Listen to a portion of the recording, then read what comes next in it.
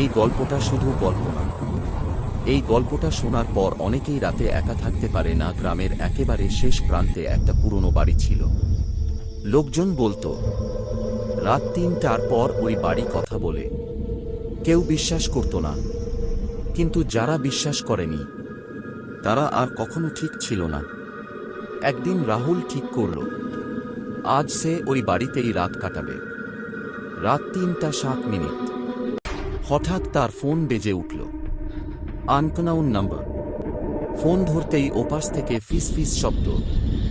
দরজাটা খুলে দাও, রাহুল বলল। তুমি কে? ওপাশ থেকে শুধু হাসি। আর একটা কথা, আমি তো তোমার পিছনেই দাঁড়িয়ে।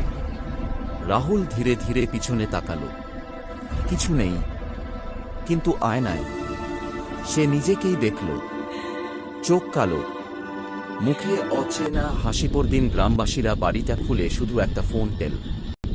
শেষ কলের নাম ছিল রাহুল, কিন্তু রাহুল আজও নিখোঁজ।